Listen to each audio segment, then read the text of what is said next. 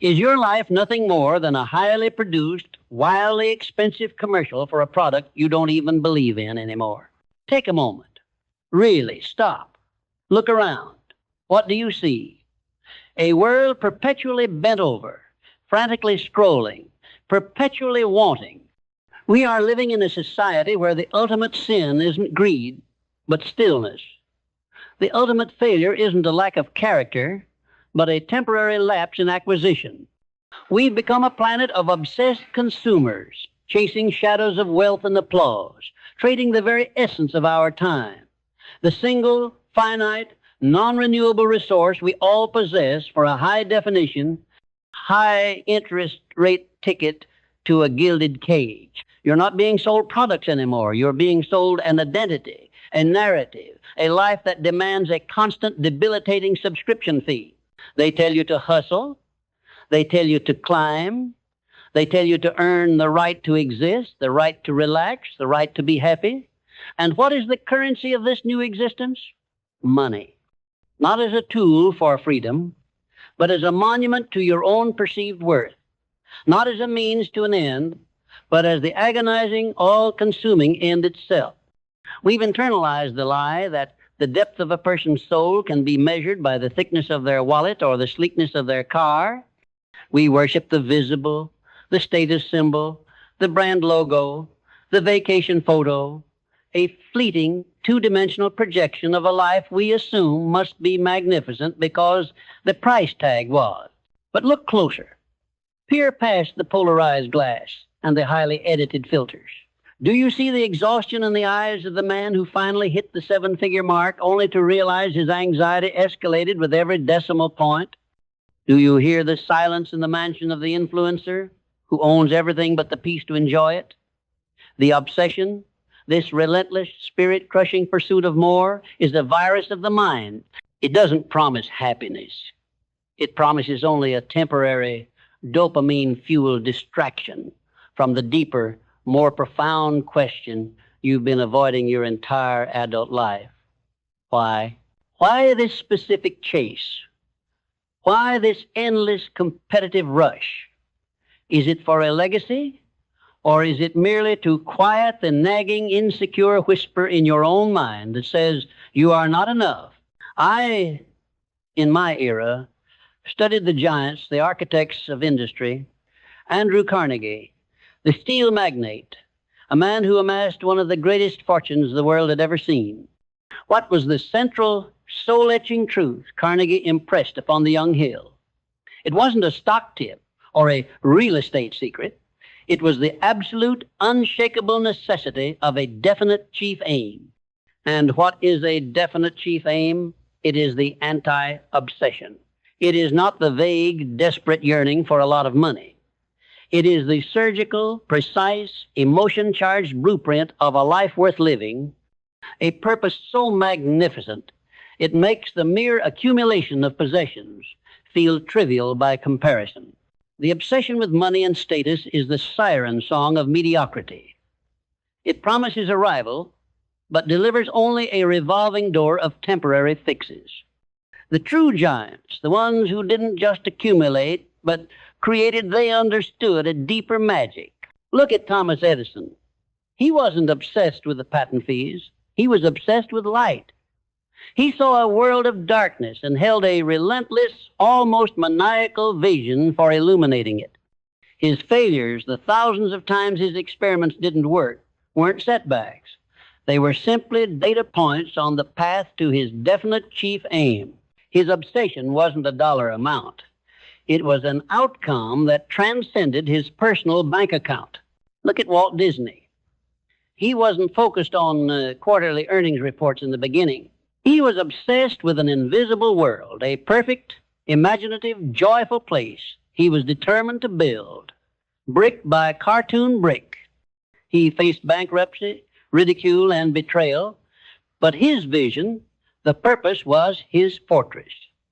The billions followed as a consequence of the vision, not the initial object of the desire. The money was merely the fuel for the rocket, never the destination. The modern trap is this. We have reversed the equation. We put the fuel, the money, the status, the possessions as the ultimate goal, and then we wonder why the rocket never leaves the launch pad. We have replaced purpose with price.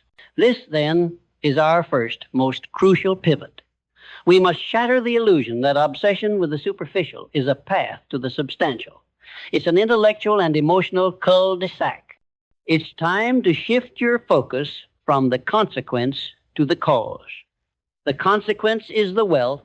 The cause is the mindset. Your current reality is nothing more than the physical manifestation of your dominant habitual thoughts. You are living inside the blueprint you subconsciously drew for yourself years ago.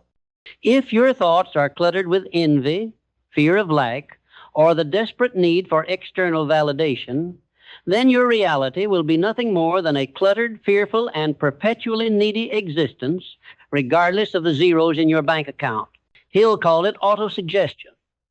It's the silent, continuous conversation you are having with yourself in the deepest chambers of your mind. Is that conversation empowering? Is it demanding greatness? Or is it a constant drone of self-doubt, punctuated by the critical comparison of your journey to the highly curated highlight reel of strangers online? To break free from the obsession of the superficial, you must first master the architecture of unbreakable belief.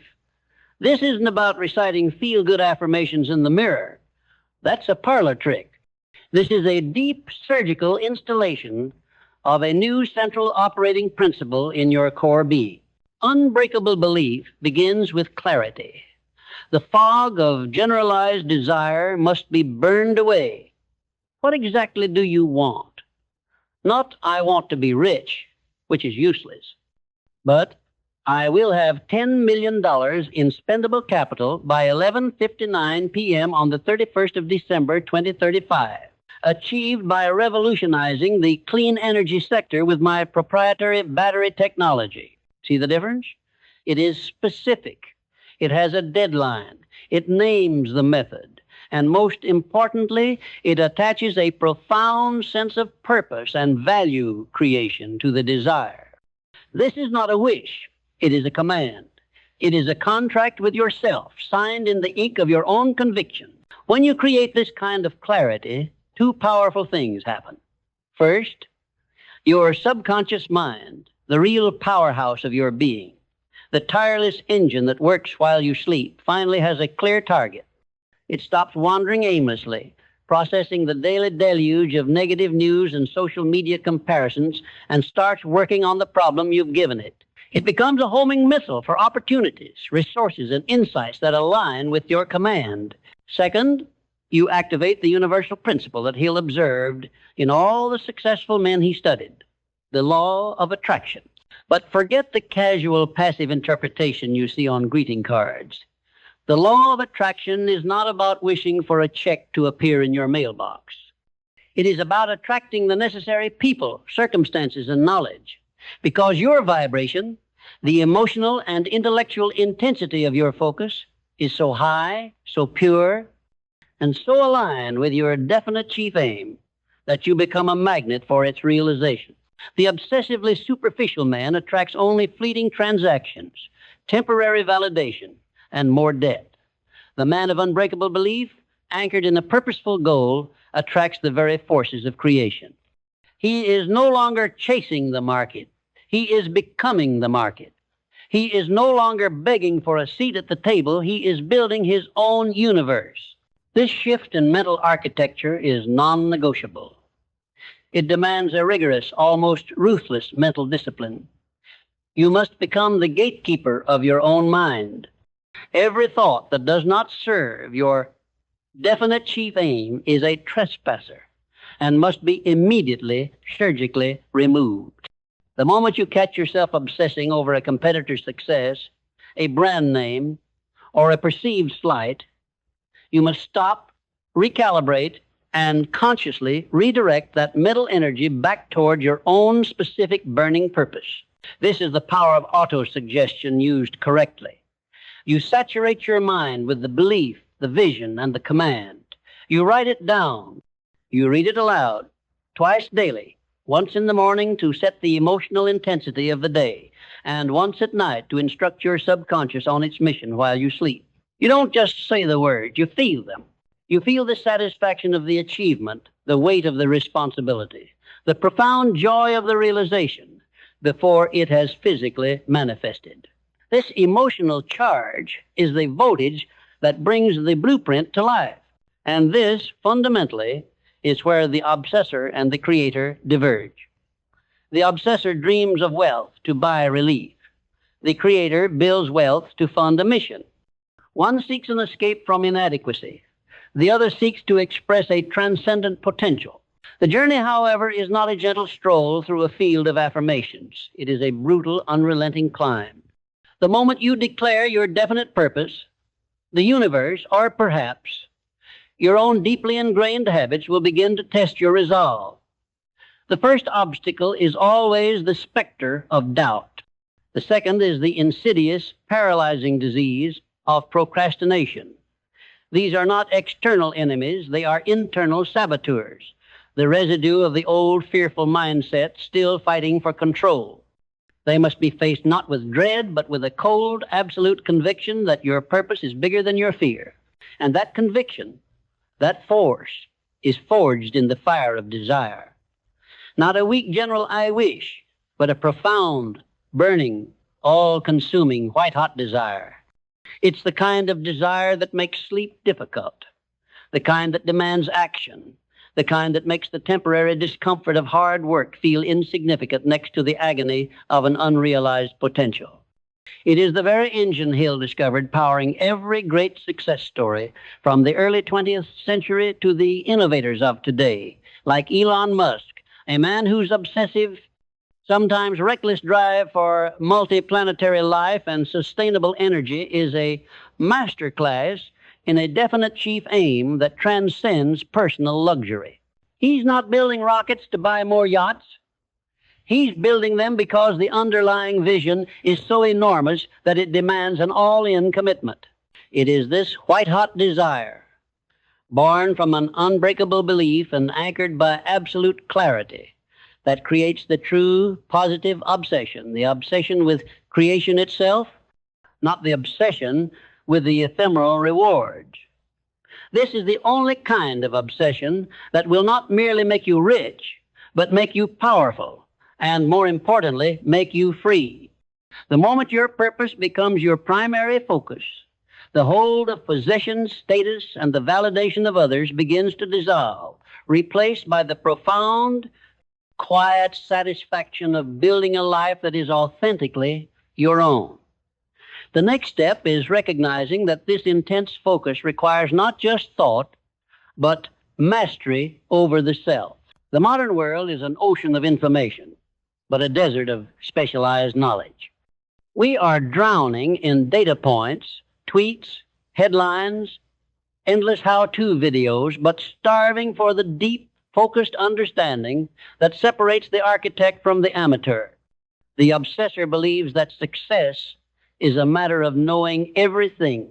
They endlessly consume, chasing the next hack, the next fleeting trend, paralyzing themselves in a cycle of analysis that leads only to inaction. They treat their mind like a storage locker for random facts, rather than a precision instrument for a specific goal.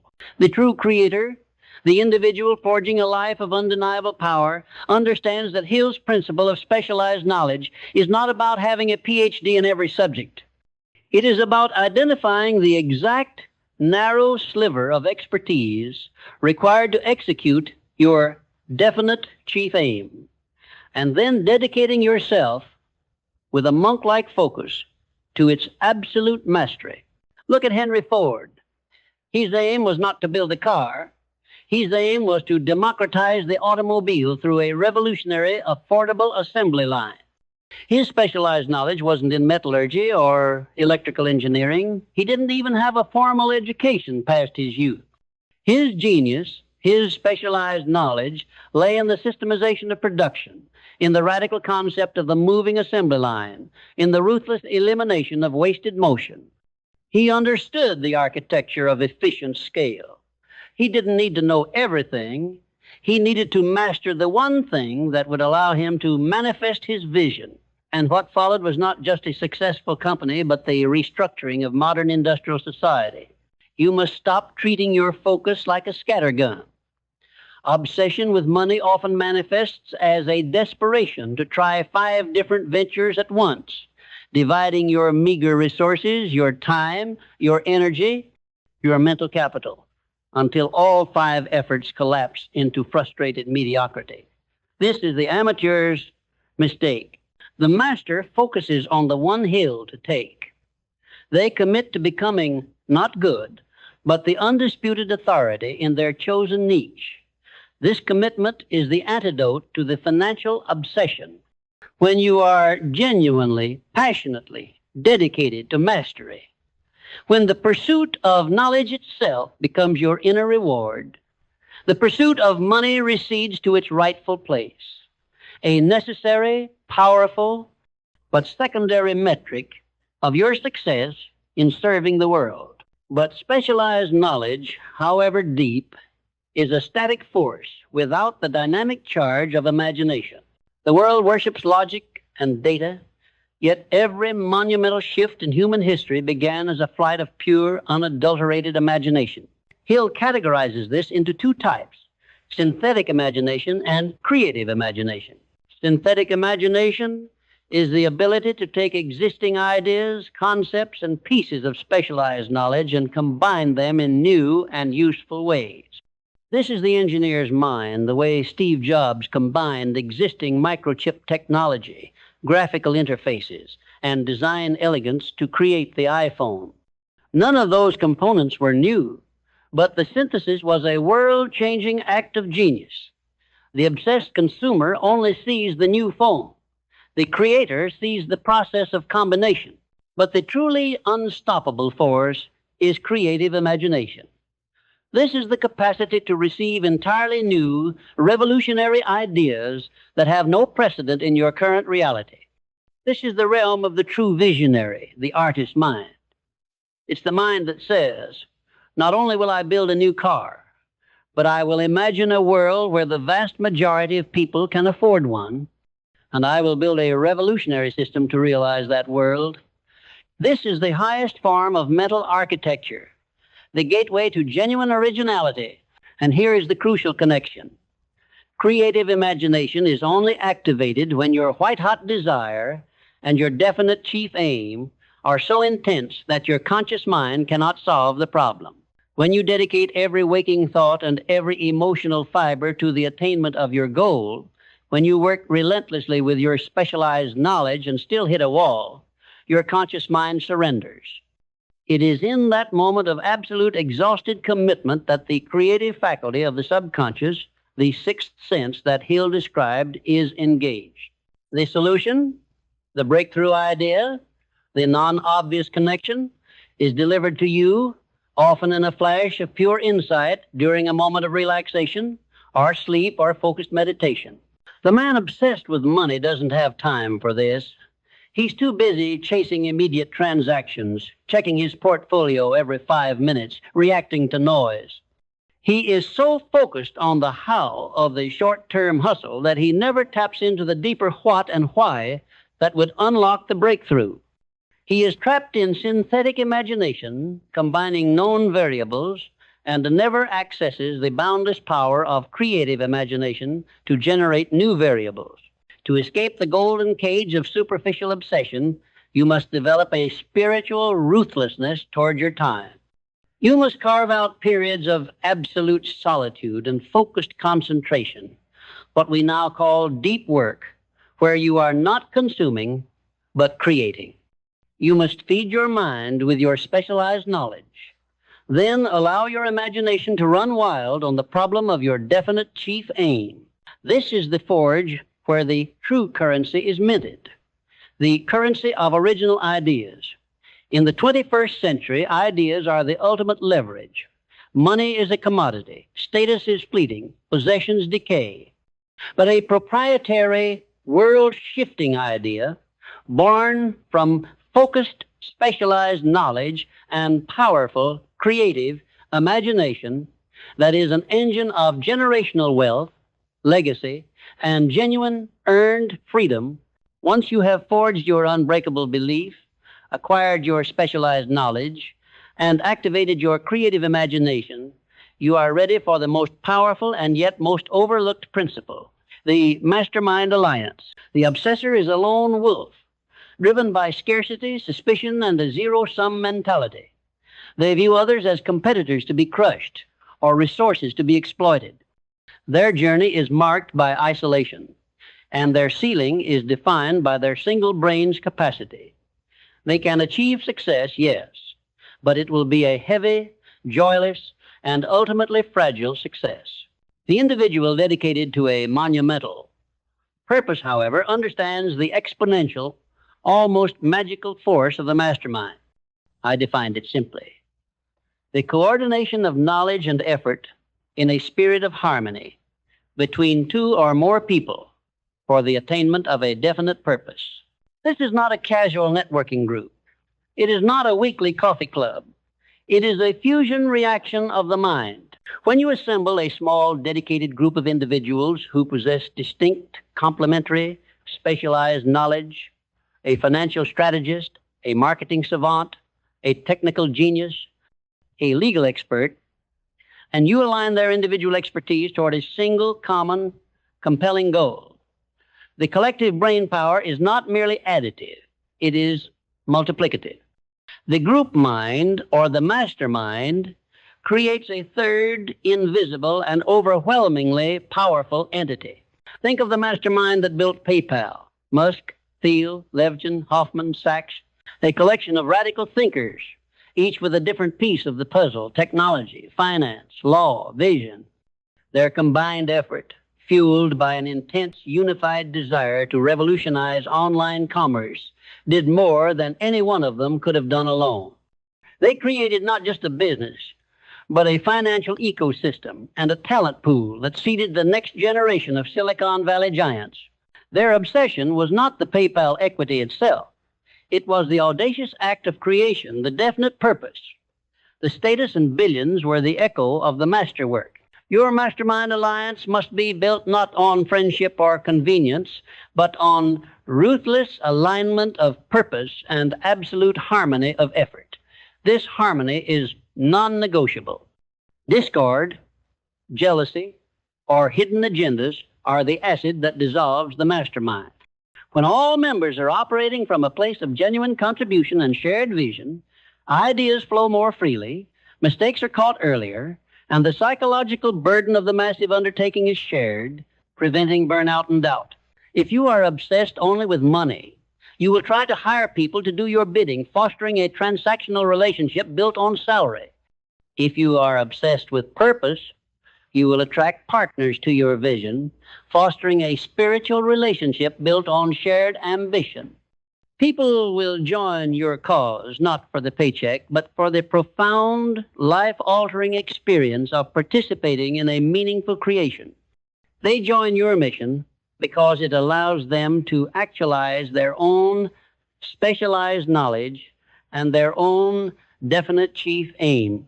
The mastermind is the practical application of the principle that no single individual can possess all the specialized knowledge required for a truly monumental achievement. It is the ultimate expression of humility and leverage. Stop trying to shoulder the entire weight of your ambition alone. Identify the gaps in your knowledge and skill, and deliberately seek out the minds that fill them. Offer them value. Offer them a stake in the great creation, and lock arms with them in an unbreakable common purpose. This alliance doesn't just accelerate success. It safeguards your resilience. When doubt inevitably creeps in, when the market turns against you, when the inevitable critics rise up, your mastermind is the firebreak, the fortress, the source of immediate, specialized counsel and powerful shared belief. It transforms individual failure into a collective lesson, and the crushing weight of the unknown into a manageable series of planned actions. The man obsessed with external possessions falls apart when they are threatened. The man sustained by his mastermind stands firm because his foundation is built not on things, but on the collective, unified intelligence of a dedicated few. The obsession with money creates a deep, paralyzing fear, the fear of time. The superficial chaser demands instantaneous results. They are susceptible to the con artist, the viral scheme, the get-rich-quick fantasy. They view money not as the earned harvest of valuable service, but as a lottery win, a sudden, undeserved windfall. This mindset, this worship of speed over substance, is the hallmark of the financially obsessed and the antithesis of the true entrepreneurial spirit. The giants Carnegie, Ford, Edison, they didn't play a short game. They played an infinite game. Their initial plans were measured in decades, not quarters. They understood that monumental achievement requires the systematic, unwavering application of organized planning. Hill's study revealed that every major success was preceded by a series of precise, written, and detailed plans, constantly reviewed and adapted. The plan is the bridge between the abstract desire and the concrete reality. Without it, your definite chief aim is merely an eloquent wish, buffeted by every new market fluctuation and every distracting opportunity. Organized planning is the cure for the disease of quick money because it instills patience and direction. It forces you to define, in excruciating detail, who will you need? Your mastermind. What service or product will you deliver? Your specialized knowledge in action? When will each phase be completed? The timeline. How will you overcome the inevitable resistance? The contingency plan. The obsessor says, I'll figure it out as I go. The creator says, I will plan my work and work my plan. Consider Abraham Lincoln. His definite chief aim was the preservation of the Union and the abolition of slavery, a goal so massive it defied current reality. His life was a continuous series of master plans, constantly revised in the face of political treachery, military defeat, and personal tragedy. His plans were not rigid. They were adaptable. He knew the destination, but was willing to change the vehicle and the route 1,000 times. This resilience, anchored by a powerful moral purpose, made his success inevitable. The money-obsessed man collapses when his first plan fails. The man of purpose simply tears up the page and starts writing the second, better plan, fueled by the learned data of the first attempt. The core of organized planning is the recognition that failure is not a destination, but a tuition fee paid for invaluable education. The obsession with possessions creates a terrifying fear of loss. A failure in a plan feels like a personal existential crisis. The obsession with purpose transforms failure into feedback.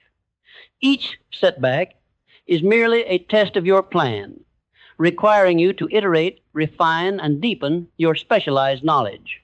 This organized approach requires one absolute discipline: decisiveness. Indecision is the silent killer of ambition. It is the spiritual ancestor of procrastination. It is the insidious doubt that allows the fear of making the wrong choice to paralyze you from making any choice.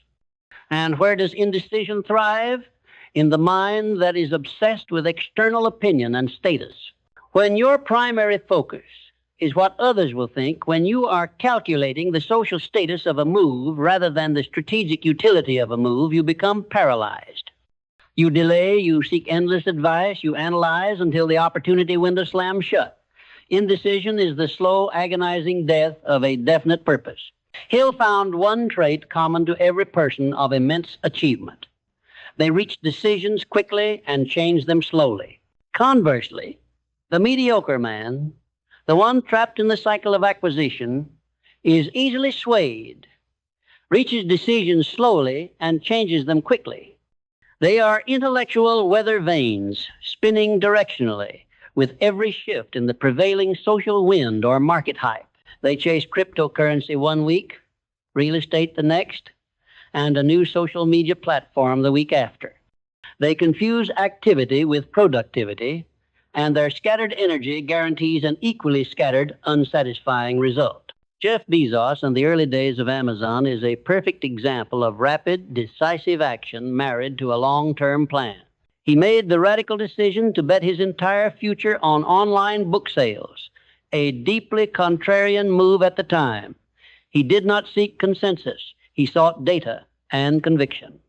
His long-term plan was the everything store, but he had the decisiveness to rapidly commit to the first crucial step.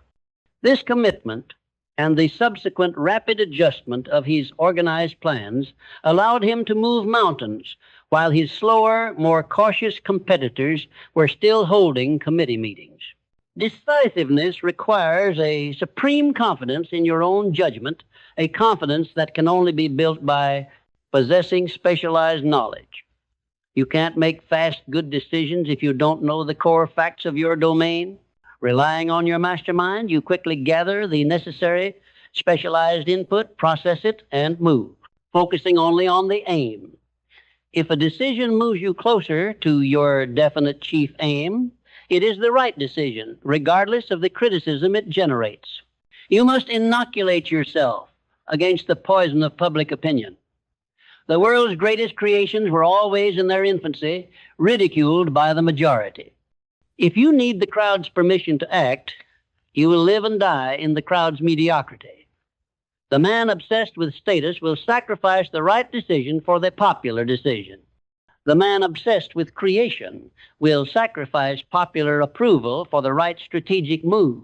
Make your decisions swiftly. Commit to them fully. Use your organized plans to test, not to hesitate. This decisiveness creates momentum, and momentum is the single greatest psychological advantage in the pursuit of any grand ambition. It pulls resources, people, and opportunities into your orbit. It is the difference between wading through mud and surfing a wave. There is a moment in every significant journey where the path disappears. The plan fails, the mastermind faces internal conflict, the money runs out, and the public mocks you. This is the crucible of perseverance.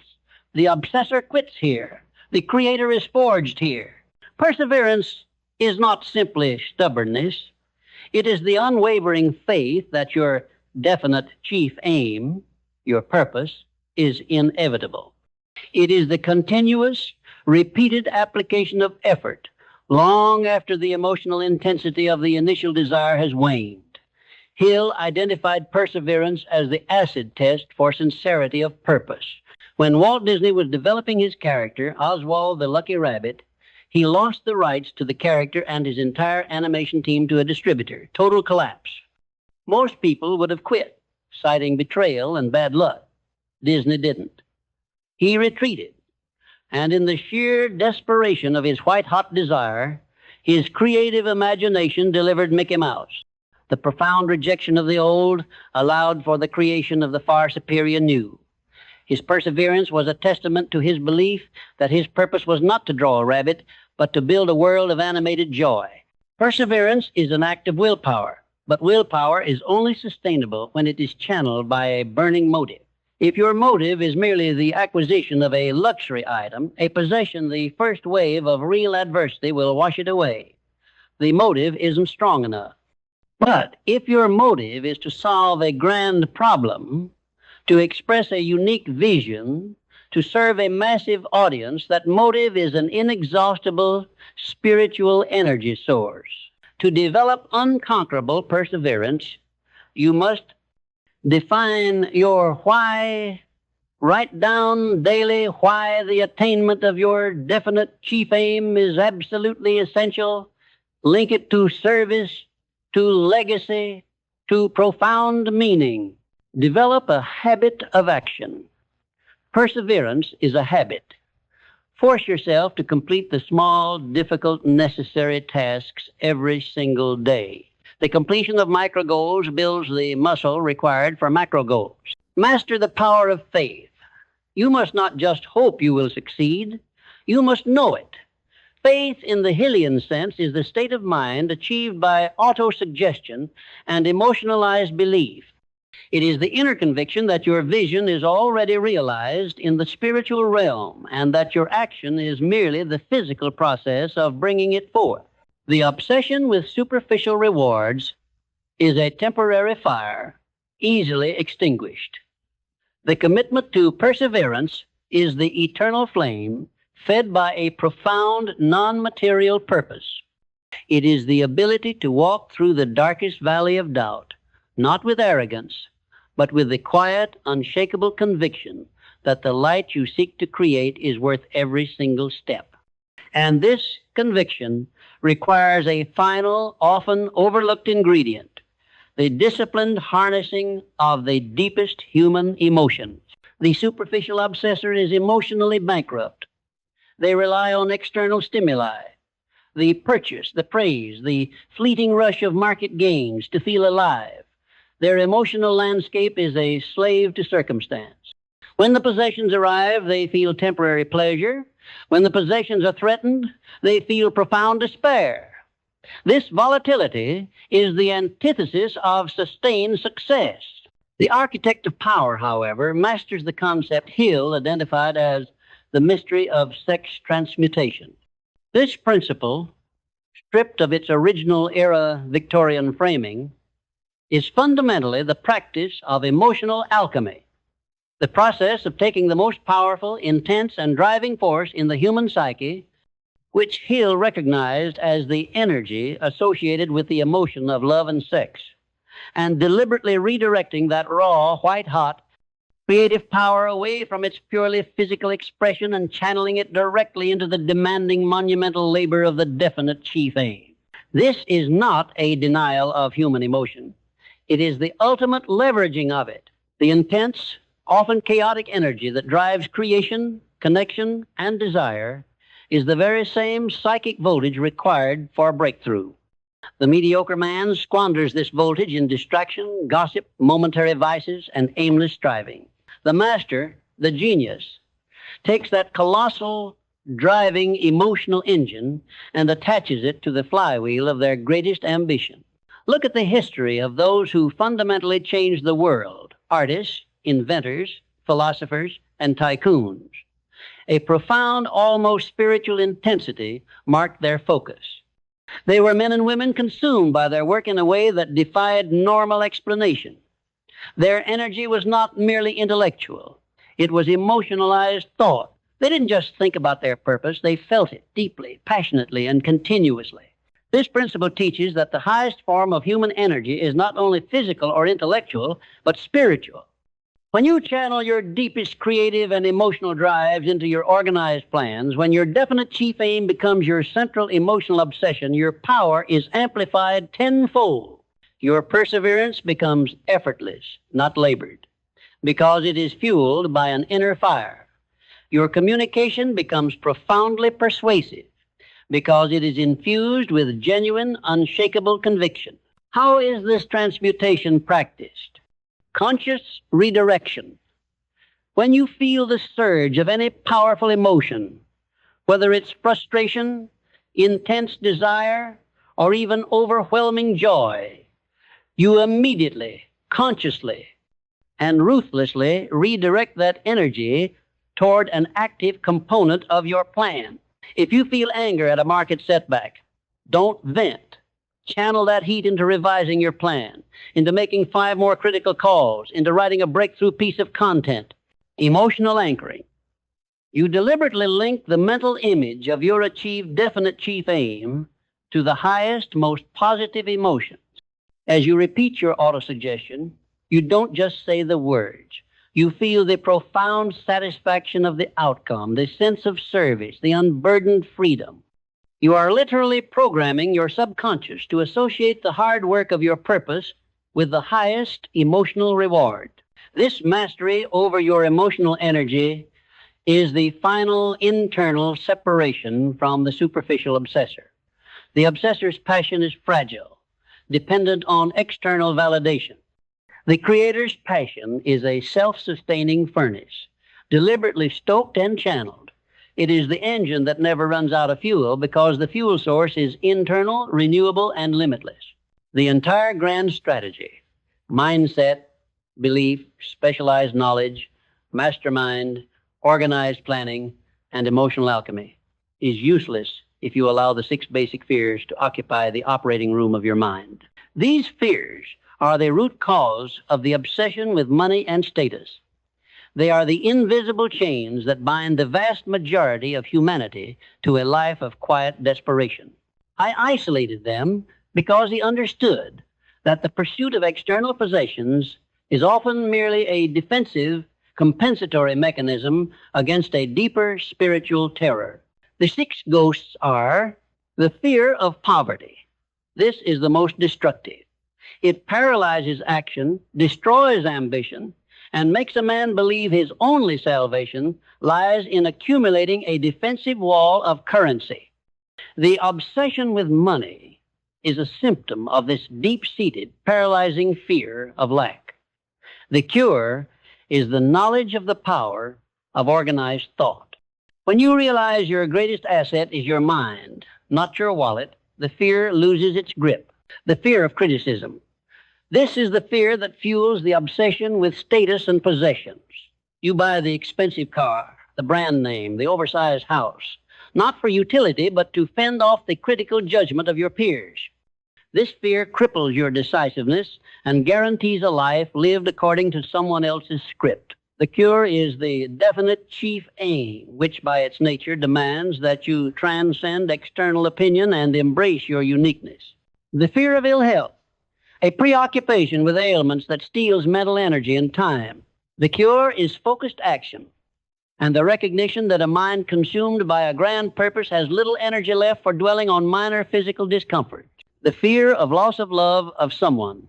This fear often leads to compromising one's purpose or integrity to maintain a relationship, resulting in spiritual death. The cure is integrity and courage, and the understanding that authentic relationships align with and never demand the sacrifice of your true self and your purpose.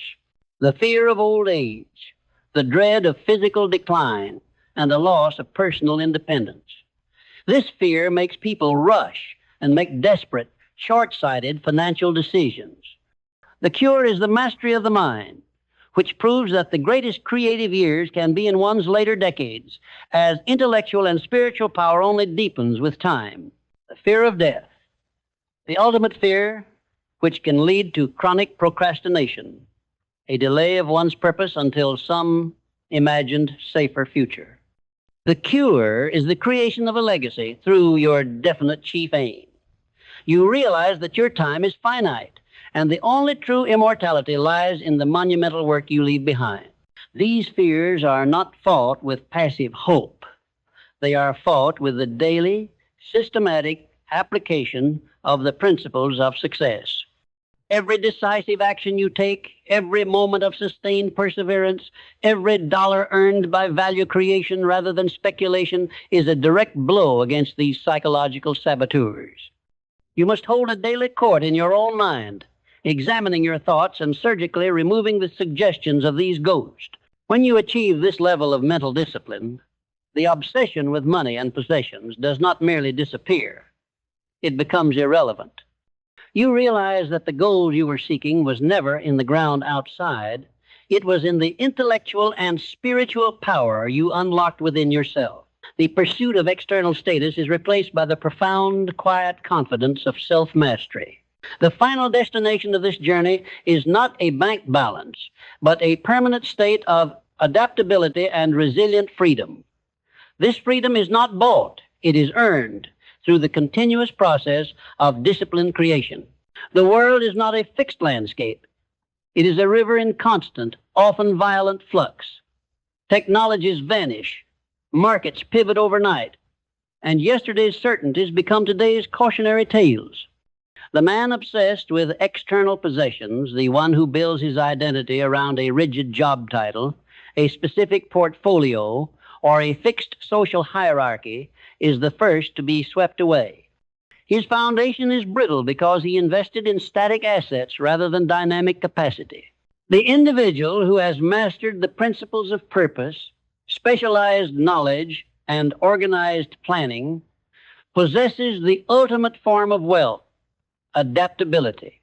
Adaptability is the direct result of a mind dedicated to continuous learning. It is the recognition that what got you here will not get you there, and the willingness to ruthlessly discard obsolete knowledge, assumptions, and even entire business models. This is not casual reading. This is a strategic, ongoing investment in the expansion of your specialized knowledge. Look at the giants who defied obsolescence. Bill Gates, after achieving monumental success with Microsoft, didn't rest on the dominance of desktop operating systems. He showed a profound level of corporate adaptability, constantly shifting focus first to the internet, then to philanthropy, using his organizational and strategic mastery, his core specialized knowledge to tackle entirely new monumental problems like global health. His enduring influence stems not from his first idea, but from his relentless commitment to his next problem. The money-obsessed man treats learning as a transaction, a degree to secure a job. The Creator treats learning as a spiritual necessity, the oxygen required for the continuous execution of a high-level, ever-evolving, definite chief aim. To embody adaptability, you must cultivate three core habits. Systematic environmental scanning. You must dedicate time daily to deeply analyze the shifts in your industry, the emerging technologies, and the non-obvious social trends. This is not passive scrolling. It is active, organized intelligence gathering to inform your organized plans. Where is the resistance diminishing? Where is the opportunity emerging? The humility to unlearn. This is the most painful step. It requires admitting that a belief or strategy you held for years is now incorrect or irrelevant. The obsessor clings to the old way because it validates their past effort. The Creator cuts the dead weight instantly. The phrase, "we've always done it this way," is the epitaph on the tombstone of a failed business, the bias towards experimentation. Adaptability is action-oriented. You must build small, systematic experiments into your organized plan. Test new markets, new products, new communication methods. The obsession with perfection is a form of fear. The pursuit of purpose embraces the small, rapid failure as the fastest route to a dynamic, evolved solution.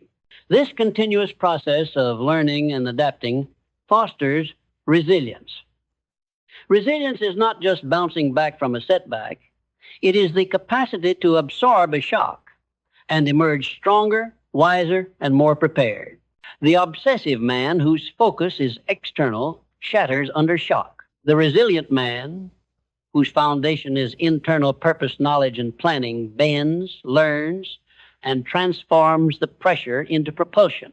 The obsession with accumulation is inherently selfish. It operates from a scarcity mindset. If they win, I lose. This narrow worldview is not only morally deficient, it is a crippling strategic error in the modern, hyper-connected world. My philosophy is often misread as simply the pursuit of personal wealth. It is not. It is fundamentally about the exchange of value, a deep operational understanding of the principle of reciprocity, often called the law of compensation. You cannot continuously receive without continuously giving. True, monumental, and sustainable wealth, the kind that creates a legacy and protects you from the vicissitudes of fortune, is the direct result of providing superior service of transcendent value to a massive number of people. The man obsessed with money tries to minimize his effort and maximize his profit margin. He delivers the minimum necessary to complete the transaction. The result is temporary, transactional wealth built on a fragile foundation of customer dissatisfaction and transactional relationships. The man obsessed with purpose tries to maximize the value delivered and minimize the noise. He aims to make the quality of his product or service so overwhelmingly superior, so far beyond expectation, that his success becomes an inevitable, natural occurrence. He views every transaction not as an extraction, but as an opportunity to build a long-term, loyal alliance based on trust and undeniable value. This shift in focus from "what can I get?" to what can I give is the key to unlocking the true power of the universe. It activates the law of reciprocity. When you consistently pour profound value into the world with mechanical certainty is compelled to pour resources back into your hands. The money follows the service like a shadow. It is not a chase, it is an echo. This sense of reciprocity is inextricably linked to gratitude. Gratitude is not a casual thank you note. It is a profound, active state of mind that focuses exclusively on the assets, opportunities, and privileges already in your possession. The financially obsessed man lives in a perpetual state of lack. He has $1 million, but he's obsessed with the fact that he doesn't have 10 million. His mind generates a frequency of scarcity, which attracts more scarcity and more desperation. He is unable to see the resources, the knowledge, the loyal team members, and the health that he already possesses. The man of purpose practices active gratitude. He begins his day by inventorying his blessings, the mastermind alliance, the clarity of his vision, the health to pursue his work, the specialized knowledge he has acquired through perseverance. This practice generates a frequency of abundance and power. It shifts the focus away from what is missing and onto the tools available. Gratitude is the emotional fuel that powers the final, most demanding stage of the journey, leading with vision and integrity. Money can buy employees, but it cannot buy loyalty. Status can buy attention, but it cannot buy respect. Possessions can buy comfort, but they cannot buy influence. These intangibles, loyalty, respect, influence, are the true capital of the 21st century master builder. They are earned only through the continuous, unwavering practice of integrity. Integrity is not just honesty. It is the seamless, absolute alignment between your spoken word, your private thought, and your public action.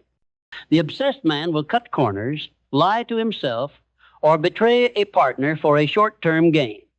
This destroys the most valuable asset any leader possesses, trust. Trust is the currency that allows mastermind alliances to function without friction. Trust is the foundation upon which global enterprises are built. Trust is the final product that the customer truly buys. Once broken, it costs 100 times more effort to rebuild than it did to maintain.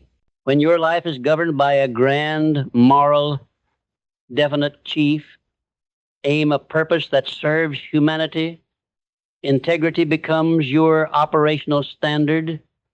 You cannot build something profound and lasting on a foundation of deceit. Elon Musk's audacious vision for human advancement, for instance, is often accepted by investors and the public despite his volatile actions precisely because the core integrity of his vision, the purpose, is perceived as genuine and monumental. This integrity creates magnetic leadership. Magnetic leadership is the ability to inspire others to willingly, enthusiastically, and passionately follow you, not because they are paid to, but because they believe completely in your purpose and your character. The obsessor demands compliance. The leader inspires commitment. To become this magnetic force, you must be a teacher of your purpose. You must be able to articulate your definite chief aim with such clarity and emotional force that it ignites the same white-hot desire in your mastermind. A consistent example. You must demand more of yourself than you demand of anyone on your team. Your commitment to specialized knowledge, decisiveness, and perseverance must be the visible, living standard. A giver of credit. You must practice profound gratitude by ensuring that all credit and recognition flow to the team and the alliance. The leader takes the blame during the setback and distributes the glory during the triumph. When you lead with this integrity and vision, you transcend the petty zero-sum game of the financially obsessed. You create a movement. You build an organization that can survive your absence and outlive your lifetime. You have achieved the highest form of power, the ability to influence the thoughts and actions of others toward a common, constructive good. The obsession with money leads to transactional power, which is fleeting. The commitment to purpose, integrity, and service leads to transformational power, which is immortal. This final stage is the integration of all the principles leading to the ultimate recognition that the chase was never about the outer world at all. The man still bound by the obsession with money, status, and possessions is operating with only 5 senses: sight, sound, touch, taste, and smell. These senses only allow him to interact with the physical reality, the things that have already been created, the assets that can already be counted. He is perpetually a step behind, reacting to the market rather than shaping it. The final culminating achievement of my philosophy, the ultimate dividend of mastering the preceding principles, is the activation of the sixth sense. This is the highest expression of the human mind. It is the faculty through which infinite intelligence communicates directly with the individual. It is the spiritual and creative gateway where ideas are received rather than merely synthesized. The sixth sense is the silent partner of creative imagination. Where creative imagination is the ability to generate a new idea, the sixth sense is the ability to receive the solution, the insight, or the warning before the physical evidence appears. It is the hunch, the intuition, the sudden, perfect clarity that arrives when all other methods have failed. But listen closely. The sixth sense cannot be actively taught or summoned. It is only earned. It is the reward for the years of rigorous application of all the other principles, the white-hot desire charged with profound emotion, the specialized knowledge that has prepared the conscious mind to understand the message, the mastermind alliance that has elevated the mental frequency, the perseverance that has proven the sincerity of purpose. When you have aligned your entire being, your mind, your spirit, your actions to a definite chief aim of immense value and high integrity, you become a tuned receiver. The static of the superficial world, the noise of market fluctuations, the chatter of critics, the distraction of possessions is cleared. You are operating on a higher frequency. Think of the scientists and inventors who report their greatest discoveries arriving in dreams or during moments of quiet contemplation. Nikola Tesla famously envisioned complex machinery, including the entire AC power system, fully formed in his mind before a single component was built. This was not luck. It was the power of a mind so consumed, so disciplined, and so fiercely focused on a single monumental purpose that it accessed the universal library of knowledge. The obsession with physical wealth prevents the activation of this sixth sense because it keeps the mind tethered to the earthly and the transactional. The mind that is preoccupied with counting its money is unable to receive the revolutionary idea that will generate an entirely new magnitude of wealth. It is too cluttered with fear and scarcity. The activation of the sixth sense is the ultimate expression of freedom from fear. It means you have transcended the fear of poverty, criticism, and failure. Because you know that even if all your physical possessions were stripped away, you still possess the ultimate tool, the direct line to limitless intelligence. You have access to the engine of creation itself. The obsession with money is a cage of your own making, built with the bars of fear and the lock of superficial desire. The activation of the sixth sense is the absolute spiritual liberation from that cage. You are no longer chasing the effects. You are now aligned with the cause. You are no longer trying to get a piece of the world. You are now participating in the creation of the world. As we approach the final destination, we must redefine the word wealth. The obsessor defines wealth as a stockpile, a fixed amount of currency and assets designed for personal security and display. The creator defines true wealth as a flow, the continuous movement of value created through service, measured by the positive, indelible impact on the lives of others. This is the legacy. The Titans Hill studied Carnegie. Rockefeller understood that their massive fortunes were fundamentally a trust fund for humanity. Carnegie's second great act was his profound philanthropy, building libraries, institutions, and foundations. Why? because the acquisition of the fortune was merely the proof of concept for his system of organized effort. The true moral obligation was the redistribution of the energy in the form of service. He understood that a fortune hoarded is a spiritual anchor, but a fortune deployed for the good of mankind is a spiritual wing. Your ultimate goal must not be to die rich. Your ultimate goal must be to live fully in your purpose and deploy your accumulated resources, your specialized knowledge, your mastermind, your financial capital to solve the most pressing problem you were put here to address. The obsession with possessions ends in a storage unit. The commitment to purpose ends in a monumental legacy that continues to influence and inspire generations long after you are gone. What is the single non-negotiable impact you intend to leave behind? Will your existence be marked by the brands you wore, or by the problems you solved, by the debt you accrued, or by the abundance you created and shared? The true measure of your life is not the noise you made while you were hustling, but the silence and strength of the foundation you leave for those who follow. This is the final pivot, the ultimate shift from the obsession of the ego to the service of the soul. It is time to take all the disciplined fire you have forged, all the unwavering belief you have cultivated, and channel it not into the frantic chasing of shadows, but into the profound, quiet, and utterly relentless act of creation. The entire structure we have built from belief to mastermind, from specialized knowledge to the sixth sense, is a sophisticated high-performance engine. But an engine, however perfectly designed, is useless without fuel and a driver. That fuel, that driver, is the daily unwavering practice of self-discipline. The obsession with money creates a life of external discipline, forced hours, fear of the boss, adherence to a market schedule. This discipline is fragile because it is imposed.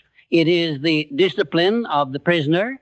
The commitment to purpose creates a life of internal discipline, the relentless adherence to one's own highest standards. This is the discipline of the master. It is not enforced, it is chosen. It is not burdensome, it is liberating. Self-discipline is the capacity to compel yourself to do what you must do, when you must do it, whether you feel like it or not, for the attainment of your definite chief aim. It is the practice that transmutes abstract desire into concrete results. It manifests in the small, non-glamorous daily rituals. The time budget. The disciplined man budgets his time as ruthlessly as his money. Every hour is accountable to the organized plan. He eliminates the time wasters, the endless scrolling, the low-value meetings, the consumption of non-essential media. He understands that time is the true non-replenishable wealth, the thought filter. He exercises daily discipline over his mental environment. He does not permit the negative suggestions of fear, doubt, or envy to take root. He practices autosuggestion not as an optional exercise, but as a mandatory mental hygiene ritual, the consistency of action. He does not rely on bursts of motivation. He relies on the slow, unglamorous, daily accumulation of effort. The power of compounding interest is just as true for action as it is for finance. A 1% improvement in execution applied daily for a year results in a 37-fold improvement. The obsessor waits for inspiration. The master adheres to the schedule. This commitment to self-discipline is what separates the ambitious dreamer from the actual achiever. Every single success story, from Elon Musk's 100-hour work weeks dedicated to multiplanetary systems to the quiet, daily, methodical persistence of Warren Buffett's decades of investment research, is a testament to discipline, not genius alone. Genius is merely the organized application of knowledge and imagination, sustained by discipline. The obsessor will trade their health, their relationships, and their mental clarity for a sudden financial gain. The creator knows that discipline over the self is the greatest asset they possess. When your mind is clear, your body is energized, and your personal environment is harmonized by discipline, Your ability to execute your organized plan and receive insights from the sixth sense is at its absolute peak. Self-discipline is the high integrity tax you pay to yourself for the profound future freedom you will command. You have now built the entire internal framework, the mindset, the knowledge, the plan, and the discipline. We now turn to the ultimate source of energy, the intangible, inexhaustible power that lies behind all creation, faith. Forget the dogmatic religious interpretation for a moment. In the context of Hill's philosophy, faith is the state of mind where belief becomes absolute certainty. It is the knowledge deep in your core that the goal has already been achieved and that your current action is simply the physical process of catching up to the spiritual reality. This faith is the final weapon against the obsession with superficiality because it grounds your work in something far larger than personal gain. It connects your purpose to a divine spark, the universal energy of life and creation. The greatest leaders and creators, from the political will of Nelson Mandela to the artistic vision of Leonardo da Vinci, were often described as having an unshakable inner conviction, a spiritual force that seemed to draw impossible resources and alliances to their cause. This was not mere ego. It was faith in a definite chief aim that transcended their personal life. They felt themselves to be the instrument of a higher purpose, not just the architect of a personal fortune. When your purpose is rooted in something genuinely beneficial to others, when your personal gain is merely the natural result of your massive, valuable contribution, your energy source becomes limitless. You are no longer relying on your own limited ego for motivation. You are drawing on the reservoir of universal intent. The man who obsesses over money believes he must force his will upon the world. He operates in a state of resistance. The man who operates from faith knows that he is aligned with the greatest forces in the universe. He flows with power. He is not fighting the current, he's riding the wave. To cultivate this ultimate power, this pure, constructive faith, you must practice emotionalized prayer. Not begging, but a powerful, directed mental process where you communicate your gratitude for what you have and visualize the physical reality of your definite chief aim with total emotional intensity, operating as if you have already received it. Total non-resistance to the process, embracing the struggle, the setbacks, and the pain as necessary integral steps. Recognizing that every piece of resistance is simply the universe testing the purity of your faith and the strength of your purpose. This absolute faith is the final internal separation from the superficial chaser. The obsessor's faith is in the stock market, the asset class, the external authority. That faith is perpetually vulnerable. The creator's faith is in the power of their own mind, guided by a high integrity purpose and aligned with the universal laws of creation. That faith is unconquerable. It is the final inner peace that makes external possessions a joyful reward for service rather than a desperate necessity for security. The great exchange, the transformation of desire, and aligned with the universal laws of creation. That faith is unconquerable. It is the final inner peace that makes external possessions a joyful reward for service rather than a desperate necessity for security. The final decisive move in this grand strategy is the great exchange. It is the conscious, continuous trading of one form of obsession for a higher, more potent form. You cannot simply will yourself to stop wanting status. Desire is a primal, inescapable force. The key is to redirect its enormous energy. The man still struggling in the superficial cage is driven by acquisitive desire, the desire to take, to possess, to consume. This desire is finite, fearful, and perpetually unsatisfied. It operates on the frequency of the ego. The master operates by creative desire, the relentless spiritual hunger to build, to solve, to give. This desire is infinite, fearless, and self-reinforcing. It operates on the frequency of the soul. This exchange is the reason why true wealth builders, even after achieving unthinkable financial freedom, do not simply retire to a beach. The obsessive chaser's final goal is cessation of effort, the end of the chase. The creator's final goal is the continuation of the process, the next greater problem to solve. They don't continue to work for the money. They continue for the profound inherent satisfaction of using their fully actualized mind to create monumental value. The pursuit of the next project is their rest. Look at Walt Disney again. His ultimate vision wasn't just Mickey Mouse. It was the creation of a physical, imaginative, immersive world, Disneyland. That effort began after he was already financially successful. Why? Because his true obsession was the expression of imagination, not the counting of receipts.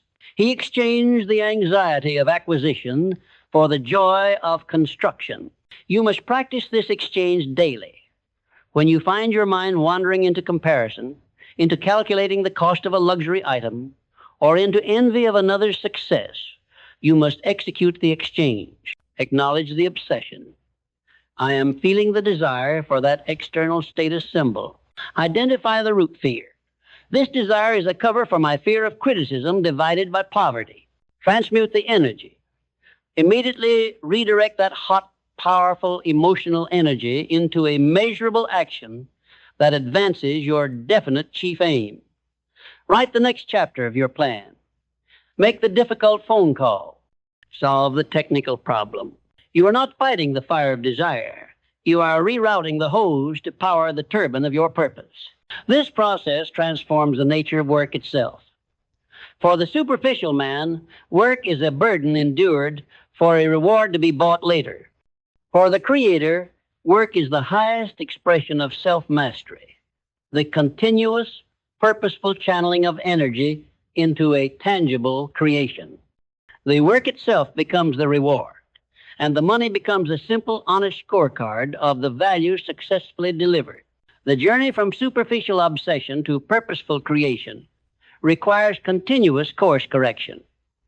The ultimate self-discipline is the discipline of honest self-evaluation. The obsession with status creates a powerful need to deceive others, which inevitably leads to the far more destructive habit of self-deception.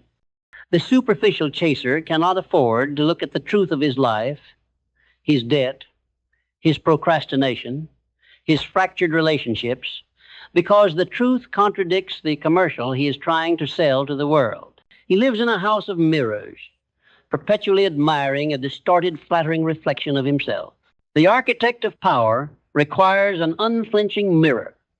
He must be willing to face the brutal, objective facts of his current reality, not to punish himself, but to inform his next organized plan. Hill's study implicitly recommends a rigorous annual or even monthly self-audit, a direct confrontation with the gaps between your current performance and your potential. Ask yourself, not casually, but with the ruthless honesty required for massive success, have I adhered to my definite chief aim?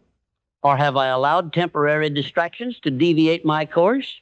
In what areas has my specialized knowledge proven insufficient, and what is my immediate plan to rectify this?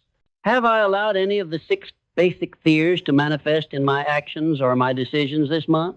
Have I been a contributor or a detractor to my mastermind alliance? Did I give superior service in every transaction? Or did I allow shortcuts to erode my integrity? What was my single greatest act of procrastination, and what was the root cause? This self-evaluation is not a one-time event. It is a ritual of accountability that ensures your self-discipline remains sharp and your organized plan remains relevant. It is the practice of constantly recalibrating the internal compass against the unwavering North Star of your purpose. When you practice this radical honesty, the obsession with external validation shrivels. Why would you care about the applause of strangers when you are operating according to the highest, most demanding standard known to man, your own highest potential? The only praise you truly seek is the quiet, internal nod of recognition that you gave the day, the task, and the grand purpose everything you had. This is the final layer of armor against the superficial world. Your worth is determined internally by your process, not externally by your possessions. Your worth is determined internally by your process, not externally by your possessions.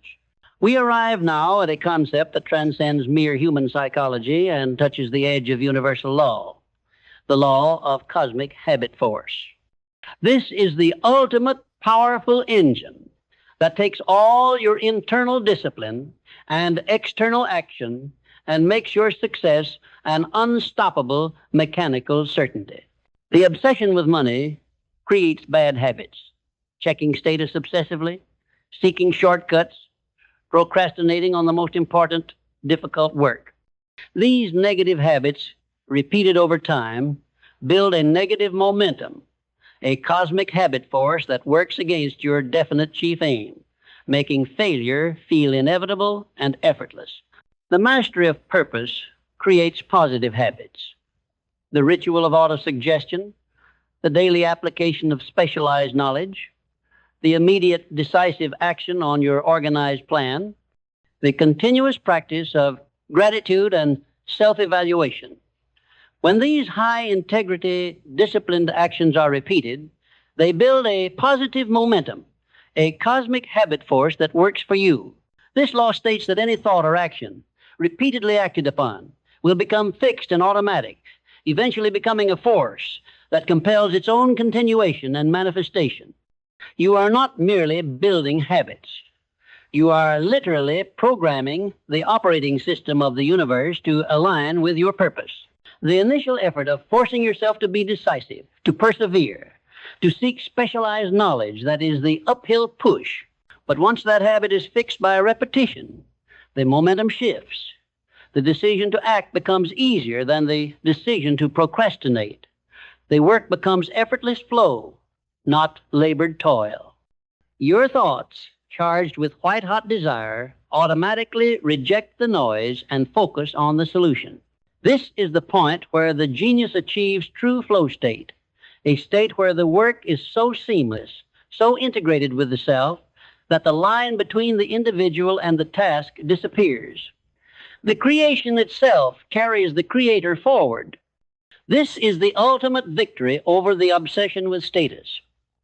You are no longer driven by the need for external reward, because the act of doing the work, fueled by this harmonic resonance, is the highest reward possible.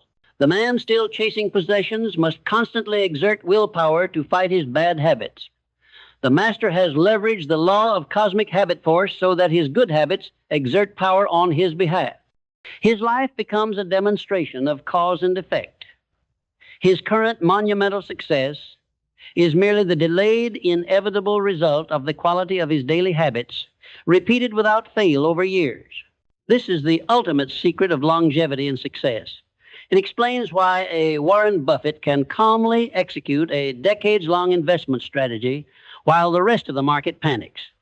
His success is not a series of sudden brilliant moves.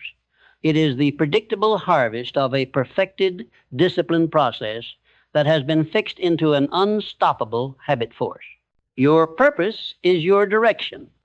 Your discipline is your engine. The law of cosmic habit force is the momentum that makes your purpose inevitable. The unwavering compass, the ethical dimensions of power that makes your purpose inevitable. The application of all these laws, desire, faith, specialized knowledge, mastermind, discipline, and habit force, creates power.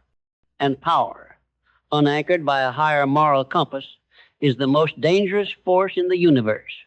The obsession with money, status, and possessions is the manifestation of power without principle. It is the ego unleashed, creating wealth through extraction, manipulation, and the exploitation of the weak. I recognize this critical necessity. The attainment of wealth and success must be governed by a moral framework, the practice of absolute justice and fairness in all transactions. If your definite chief aim involves enriching yourself at the expense of others, if your organized plan requires deceit, or if your mastermind alliance is built on a conspiracy of financial manipulation, then the very cosmic habit force you are attempting to program will eventually and inevitably turn against you. This is the law of karma applied to business and ambition. You cannot build lasting, monumental success on a foundation of moral rot. The structure will collapse under its own weight and public scrutiny. The ethical dimension is not a philosophical nicety. It is a strategic necessity. Why did the empires built by the true giants, the Carnegies, the Fords, the Disneys endure, while countless robber barons and swindlers vanished into obscurity, their fortunes dissolved? Because the enduring organizations were ultimately built on a product or service that delivered genuine, massive value to humanity. Their purpose, however self-serving in its motivation, had a positive, constructive, external effect. They traded fairly. They built for the long term. They were not engaged in quick, manipulative grabs. The obsession with superficial wealth is the pursuit of short-term profit at the cost of long-term integrity. This leads to a life of perpetual defense, fear of exposure, and the inevitable destruction of trust, the most valuable form of capital. The commitment to purpose, however, is the pursuit of superior service that automatically generates profit as its measure. This creates a life of proactive creation and unbreakable trust. You sleep soundly not because your assets are guarded, but because your conscience is clear and your actions are aligned with the principles of universal fairness. The man of true power must adhere to the golden rule not as a slogan, but as a governing operational principle. Ask yourself, before every major decision, if this action were applied universally, would it build a better world or a worse one? If the answer is the latter, the action must be instantly discarded, regardless of the potential short-term financial gain. This ethical discipline is the final safeguard against the very obsession we seek to defeat. It ensures that the power you command is constructive, not destructive. It ensures that your focus remains fixed on creation and service, rather than extraction and exploitation. The purpose is pure, and therefore the pursuit is unstoppable. The final crucial stage is the recognition that this entire system is designed not for the external world, but for the elevation of the internal spirit, the elevation of self, transcending the material plane, but for the elevation of the internal spirit. The great paradox of the obsession with money, status, and possessions is that it forces you to look outward for validation, power, and security, thereby guaranteeing that you will never find them. True power resides inward, in the unshakable command of the self. The entire system of principles we have discussed, from definite chief aim to the law of cosmic habit force, is in its highest function a spiritual exercise designed to perfect the instrument of the mind. The material world is merely the mirror reflecting the quality of your dominant thought. The purpose of building wealth is not to own things. It is to prove the reliability of your inner laws. Every successful project, every financial threshold crossed, every mastermind synergy achieved is a testament not to the market's generosity, but to the precision and power of your thinking. The financially obsessed person is a slave to the market. Their happiness rises and falls with their net worth. The creator of purpose is a master of their inner world. Their joy and stability are constant, regardless of the temporary turbulence of external affairs. They know the fortune can be lost overnight, but the specialized knowledge, the unbreakable belief, and the self-discipline, the true wealth, can never be taken away. That internal capital allows them to rebuild faster and smarter every single time. This is the ultimate perspective shift. The relentless effort, the ruthless discipline, the sleepless nights spent planning, these are not a sacrifice for future material gain. They are the immediate, profound reward of living at the highest potential of your being. The satisfaction comes not from the bank transfer, but from the quiet internal knowledge that you are leveraging the full miraculous scope of your mental power. The constant chase for the new possession, the new phone, the faster car, the larger house is nothing more than a desperate attempt to fill a spiritual void with material clutter. This void is created by the refusal to engage in the difficult, necessary work of defining and pursuing a purpose that is larger than yourself. When your purpose is monumental, the small, petty anxieties of the material plane dissolve. You stop worrying about what others have or what others think because you are operating in a dimension where those concerns are irrelevant. You are concerned with universal truths, constructive systems, and the relentless advancement of your vision. This is the elevation of the self from a consumer to a force of nature. You have exchanged the fragile, fearful obsession with the dollar sign for the durable, profound commitment to the purpose sign. You have traded the temporary comfort of complacency for the eternal, exhilarating challenge of self-mastery. The final lesson is one of pure constructive power. You are not merely a product of your environment. Your environment is a product of your dominant thought and controlled action.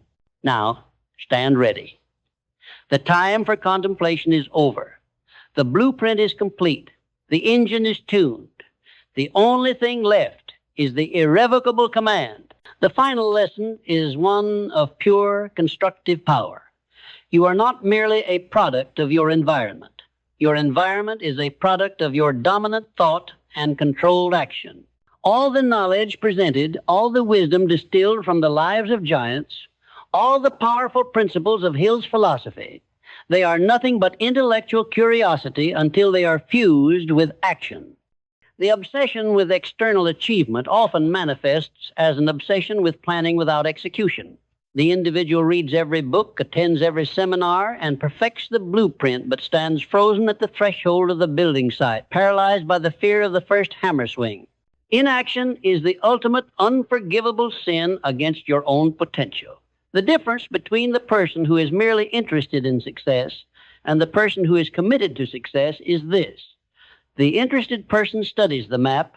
The committed person starts walking. Your definite chief aim is not a passive mental wish. It is a command for immediate and continuous action. Every day that passes without a tangible, measurable, and difficult action taken toward your primary goal is a day where you are actively, violently moving in the opposite direction. You are cementing a negative cosmic habit force, the habit of delay, of finding excuses, of prioritizing comfort over creation. Stop waiting for the perfect moment. There is no perfect moment. The market will never be perfectly stable. Your knowledge will never be perfectly complete, and your confidence will never be perfectly realized without the fuel of prior accomplishment.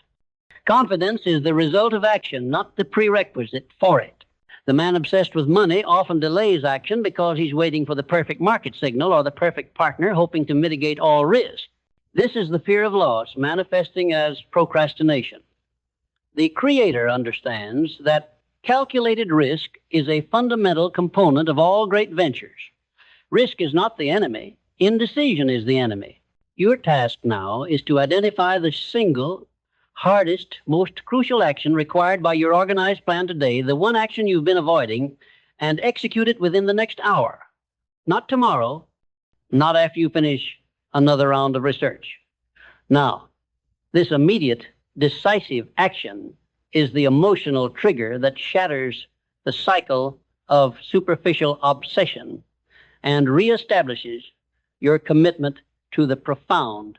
This act of pure, immediate execution is the final practical step in the transmutation process.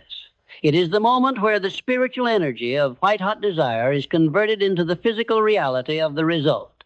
It is the proof that you are no longer a consumer of motivational concepts, but a producer of reality. Let your actions be so loud, so decisive, and so aligned with your highest purpose that the petty obsessions of the external world simply fade into the static they always were. Let your life be a testament to willpower, anchored by faith and demonstrated by unwavering action. Let your life be a testament to willpower, anchored by faith and demonstrated by unwavering action. The obsession with the external, the money, the status, the fleeting applause, is ultimately a state of fragmentation. It tears the mind between what it desires and what it fears, between what it is and what it pretends to be. It is a house divided against itself. The pursuit of the definite chief aim, however, is a process of unification. It gathers every scattered energy, the force of sexual transmutation, the focus of specialized knowledge, the power of controlled emotion, and channels them into a single, unstoppable laser beam. The result is a state of harmonic alignment, where the conscious mind, the subconscious mind, and the outer actions are all moving in lockstep toward the defined purpose. This alignment creates a condition of profound inner peace that is entirely inaccessible to the financially obsessed. The man chasing possessions is perpetually stressed because his happiness relies on conditions he cannot fully control: the market, the opinions of others, the loyalty of his investments. The man unified by purpose is at peace because his success is determined by conditions he can control: his own thoughts, his own efforts, his own integrity. He has outsourced his peace to no one. He is the master of his domain, which is his own mind. This final synthesis is the highest definition of personal sovereignty. You are no longer reacting to life, you are creating it. You have ceased to be a pawn in the global game of acquisition and have taken your place as an architect of reality. The money, the influence, and the resources that flow to you now are not being chased. They are being attracted by the magnetic force of your unified purpose. They are not the goal. They are the unavoidable, necessary tools delivered to the master craftsman to complete his greatest work. You have successfully traded the empty, shallow obsession with the material effects for the deep, profound commitment to the spiritual cause. The obsession is not defeated by fighting it. It is transcended by embracing something infinitely greater. This is the state of being Hill observed in every man and woman of lasting greatness. They were not merely rich, they were whole. They were not merely powerful, they were aligned.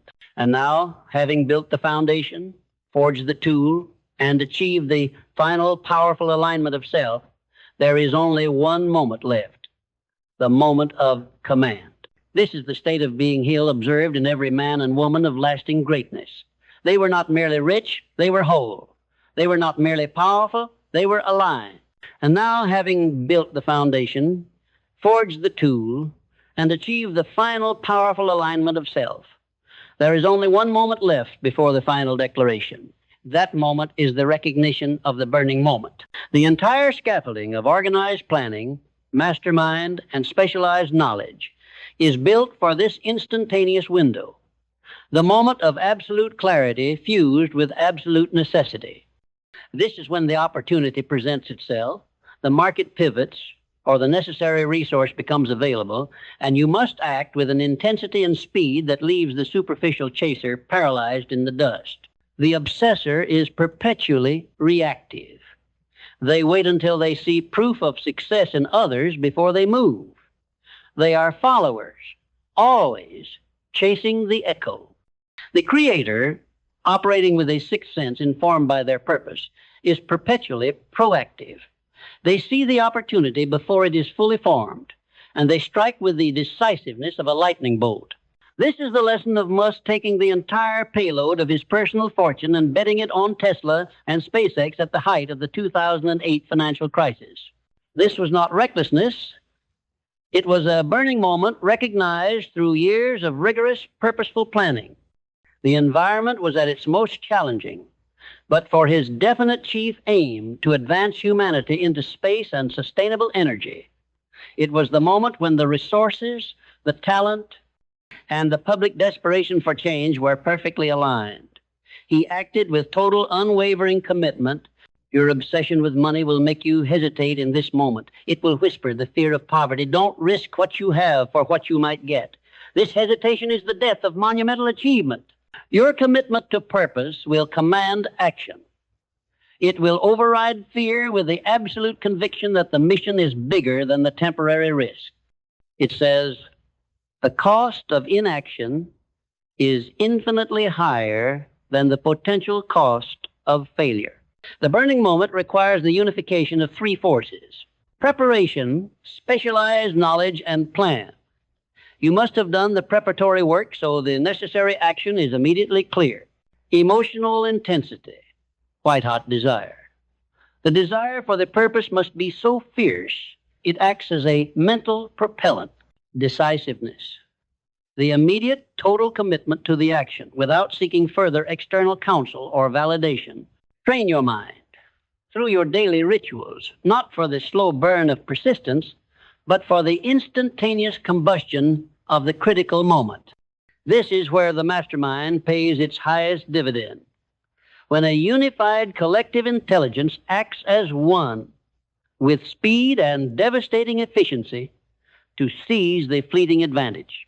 You are no longer building a passive fortune. You are building a strategic, dynamic machine designed to capitalize on the moments when the universe grants you the rite of passage. Do not let the obsession with the small, safe gain blind you to the colossal opportunity that demands everything you have. This is the final test of your transition. When the moment of truth arrives, will you flinch and retreat to the safety of your possessions, or will you commit totally, demonstrating to the universe that your definite chief aim is an irrevocable force? The answer to that question defines your destiny. The iron law of attraction and repulsion, the ultimate vibe. The answer to that question defines your destiny. Your mind is a complex, sensitive broadcasting station, sending out a vibration based on your dominant emotional state and the quality of your habitual thought. The obsession with money, status, and possessions is a low-frequency, chaotic vibration. It is a signal of scarcity, fear, and neediness. This frequency, governed by the iron law of attraction, repels the very resources and opportunities required for massive, sustainable success. When you operate from a place of need, I need this deal to close, I need this approval, I need this money to survive, you broadcast the vibration of lack. The universe, your mastermind, potential partners, and customers are drawn not to your spoken words, but to your dominant feeling. That feeling of desperation creates friction, raises suspicion, and repels the high-integrity, high-value opportunities you seek. People do not want to connect with desperation. They want to connect with certainty and abundance. The committed creator, anchored by faith and purpose, broadcasts a high-frequency harmonic vibration. This is the signal of certainty, value, and abundance. Because your definite chief aim is so clear and your belief is so strong, you do not hope for the outcome. You know it is inevitable. Because your focus is entirely on delivering superior service, your vibration is one of contribution, not extraction. Because you practice daily gratitude and focus on your immense internal resources, you operate from a place of, I have more than enough to start and succeed. This high-frequency vibration acts as a magnetic force. It is the true, non-passive interpretation of the law of attraction. It attracts the necessary people, the right members for your mastermind, the high-quality clients, the investors who align with your purpose. It repels the superficial, transactional relationships that waste your energy. This is the power Hill saw in Carnegie when he attracted and retained the greatest minds in steel. It wasn't just money. It was the vibration of an audacious, world-changing purpose that magnetized talent to his cause. To ensure your vibration is always operating at this high, constructive frequency, you must enforce the emotional filter. No negative emotion, envy, fear, jealousy is permitted to linger. You immediately use the technique of transmutation to convert the negative charge into positive action. The gratitude loop. You start and end every day by actively generating the feeling of profound gratitude. This is the most powerful method for instantly elevating your frequency from scarcity to abundance. The moment you cease to obsess over what you lack and begin to focus entirely on the value you create, you shift your vibration. You move from the realm of the chaser to the realm of the magnet. The universe stops being a place of perpetual struggle and becomes a place of harmonic resonance with your highest ambition. This is the ultimate, final, internal preparation before the definitive conclusion. The stewardship of power, the legacy imperative. The universe stops being a place of perpetual struggle and becomes a place of harmonic resonance with your highest ambition. This is the ultimate, final, internal preparation before the definitive conclusion. The transformation from an obsession with getting to a mastery of creating culminates in the assumption of stewardship. When you successfully employ all these laws, when the money flows not by chance, but by the mechanical certainty of your value creation, you face a final, crucial test of character. How will you manage the power and the wealth that are now irrevocably yours? The financially obsessed view wealth as a license for consumption and retirement. They see it as the ultimate escape, a personal fortress against the world. This mindset ensures the eventual decay of their spirit and often their fortune, because wealth that is static and unengaged begins to stagnate and attract the wrong kind of attention. The master, operating with the principles of integrity and service, views wealth as a trust, a concentrated form of leveraged power that demands a higher level of responsibility. The capital that flows to you is not merely for your comfort. It is the fuel source for your expanding purpose. It is the concrete proof that your service has been recognized and now requires a larger scale of operation. This stewardship requires a continuous ethical discipline. Investment, not hoarding. Your capital must be perpetually engaged in advancing your definite chief aim or supporting ventures that align with the moral framework of your creation. It must be a dynamic force, not a defensive pile. The multiplication of opportunity. True stewardship means using your influence and capital to create opportunities for others, nurturing your mastermind, funding new talent, solving community problems. This is the practical application of reciprocity on a grand scale, ensuring the flow of wealth is sustained not just by your efforts, but by the prosperity you seed in the world. Humility and transparency. The greatest danger of power is arrogance. The steward maintains a constant state of humility, recognizing that his success is built upon the specialized knowledge of his mastermind and the consistent application of universal laws. Transparency in his dealings reinforces the trust that is the bedrock of his long-term influence. This perspective, the legacy imperative, is the final and most powerful antidote to the superficial obsession. When your purpose is to build something that will outlast you, that will uplift and serve, the urge to buy the fleeting, unnecessary symbol of status becomes meaningless. You are playing for a different kind of scoreboard, one that measures impact, not inventory. You are no longer defined by what you have, but by what you enable. This is the ultimate serene realization of the power dynamic. You are not wealthy because you own things. You own things because you are wealthy in purpose, knowledge, and self-mastery. The final transition is complete. The student of ambition has become the master of creation. The unbreakable covenant, the relationship with the subconscious. You are not wealthy because you own things.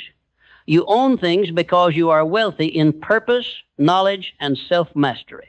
The entirety of this transformative journey hinges upon one final, continuous act of partnership, the relationship you forge with your subconscious mind. This tireless, unseen partner is the ultimate engine of manifestation, the storage house of your emotionalized thoughts, and the tireless worker of your destiny. The obsession with money creates a subconscious mind that is chaotic, fearful, and programmed for scarcity. It is constantly bombarded with the negative suggestions of debt, comparison, and the fear of failure, all the residue of the superficial chase. This toxic programming leads to self-sabotage, chronic procrastination, and the mysterious way that success seems to slip through the fingers just as it's within reach. Your conscious effort is constantly being undermined by the subconscious directives you have unintentionally installed. The master, operating with my principles, intentionally and systematically programs the subconscious mind for achievement and abundance. The subconscious does not distinguish between fact and emotion-charged thought. It simply accepts the command it receives with the greatest frequency and emotional intensity. This is why the ritual of autosuggestion is non-negotiable. It is the direct, repeated line of communication from your conscious, purposeful will to your subconscious powerhouse. You are not merely saying words, you are deliberately installing the operating code for your success. The covenant with your subconscious demands clarity of command, the exact written, emotion-charged statement of your definite chief aim must be transmitted daily.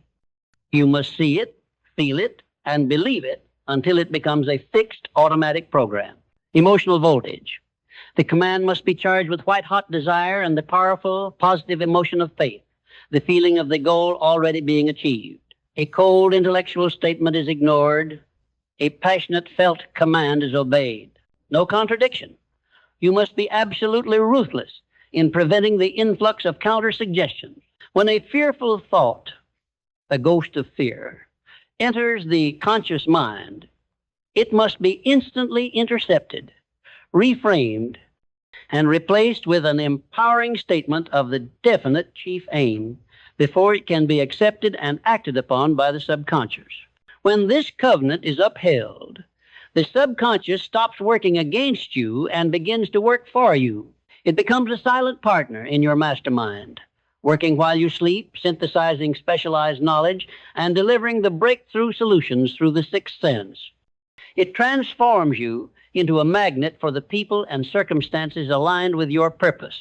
The ultimate freedom from the obsession with external wealth is the moment you realize that the most powerful possession you have, your subconscious mind, is fully programmed, disciplined, and working tirelessly to build the reality you have commanded.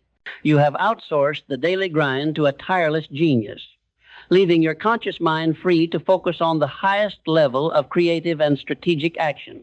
You have achieved mental leverage, and now you stand at the ready for the final command. The great paradox of rest and recharge, the fallow ground.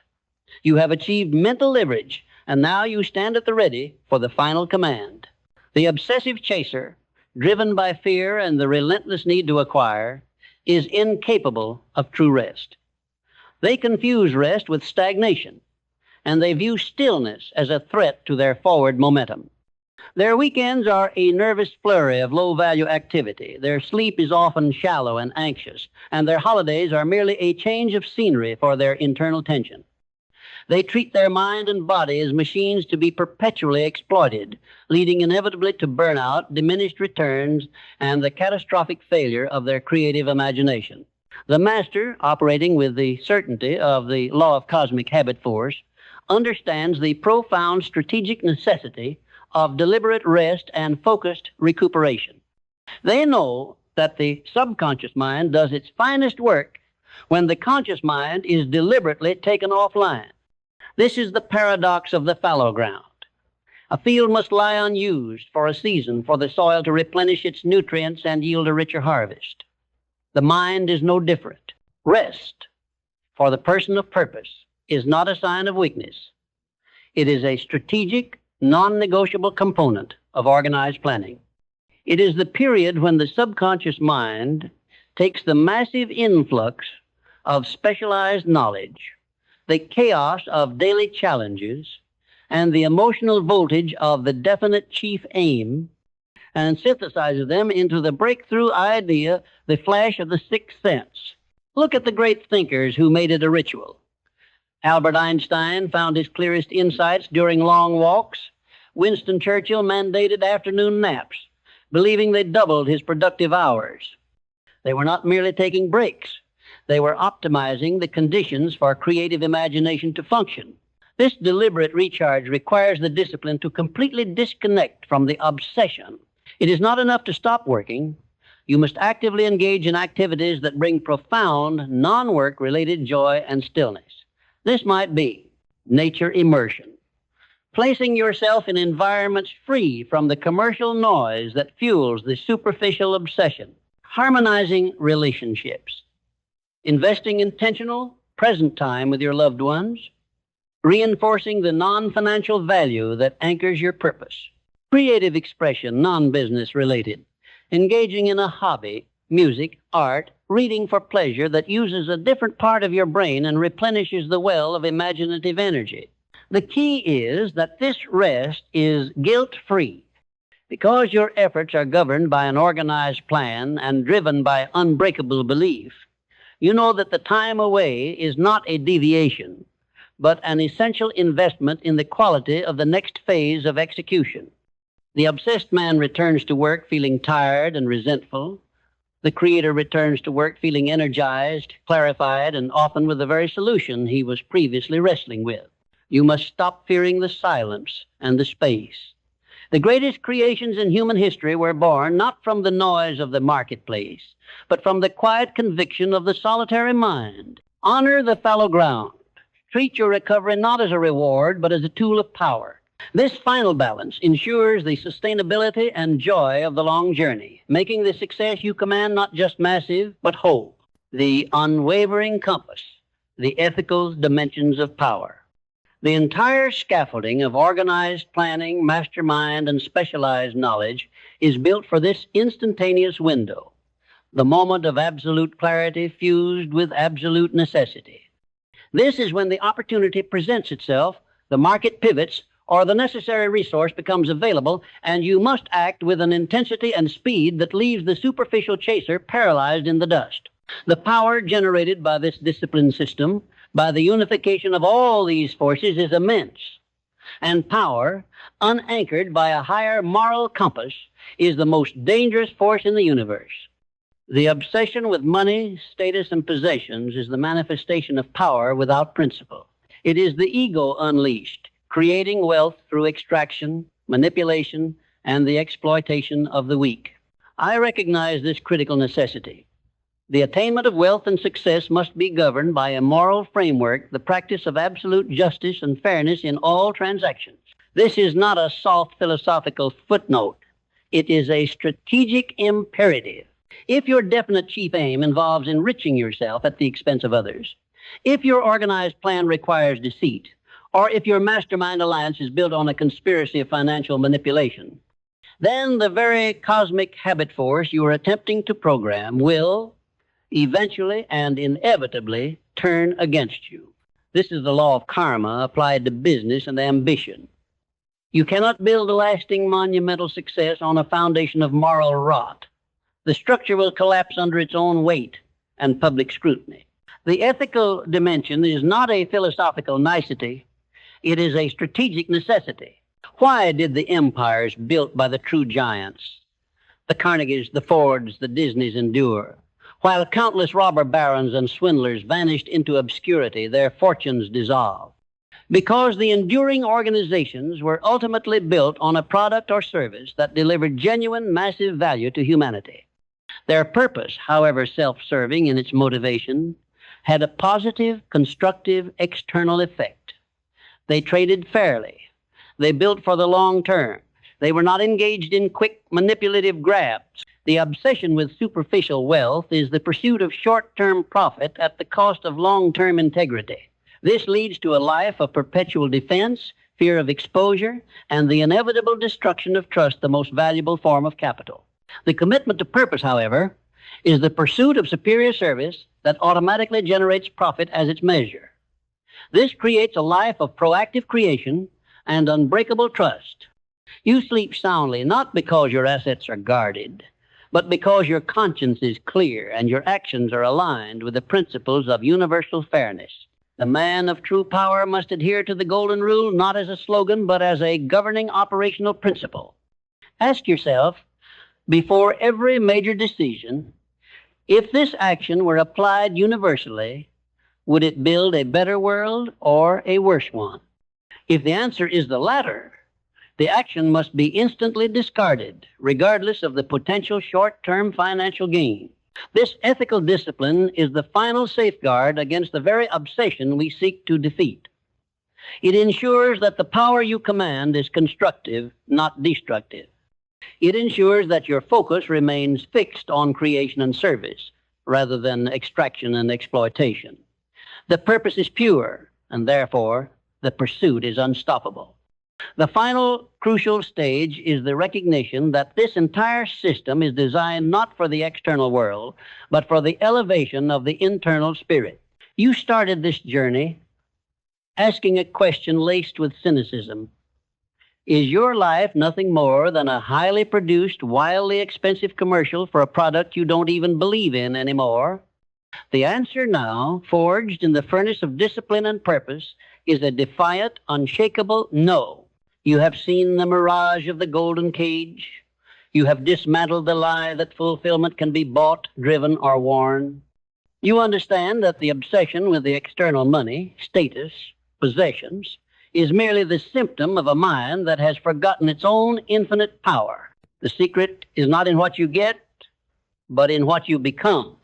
You are no longer the frightened consumer, tossed by the chaotic waves of the market and public opinion.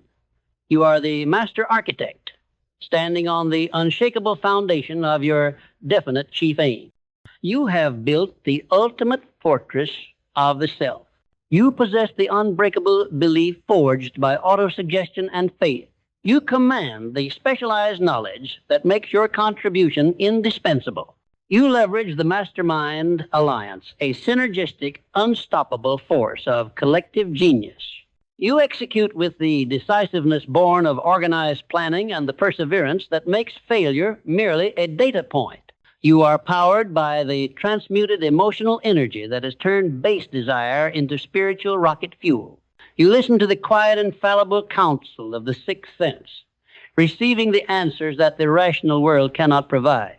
You are governed by the iron law of integrity, ensuring that your power is constructive, eternal, and aligned with justice.